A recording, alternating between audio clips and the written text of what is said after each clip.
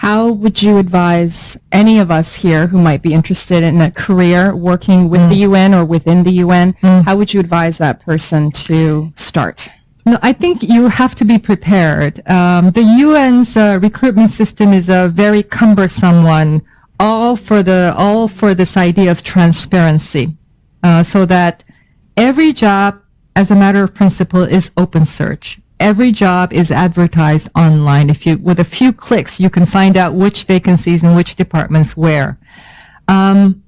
So once the jobs are open, there's thousands and, sometimes over 1,000 applications that come in for every vacancy. So if you want to get noticed and not be screened out at the first round, you really need to have the minimum qualifications. And those are very clearly spelled out in the job description. I would advise, instead of saying, I want to work for the UN, you have to decide what cause you want to dedicate your life to. Is it the environment?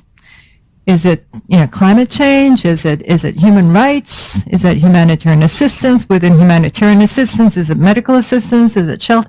So you really, think through the cause.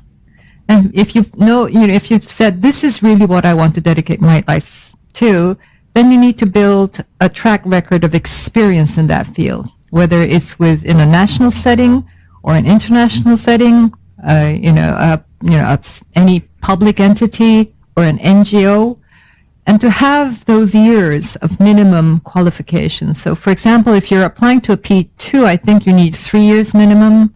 P3, it's 5 years. And that is a really important point. I don't think applicants fully appreciate the importance of that qualification. To have that, and to spell out your experience that fully justifies you being able to say, I have this many years of experience to meet this qualification in this field. And what is P2, P3, etc.? P2 is the entry level, professional level 2. P3 is the next, P4, P5. P5 would be where in the Korean setting we would call 과장, manager of your department. So from the P5, you get into management positions. And then above that, there are director position, the D1 and the D2. And my level, the assistant secretary general level, would be the political level. So assistant secretary general, under secretary general, then we have one deputy secretary general, Mr. Jan Eliasson, and then we have the secretary general.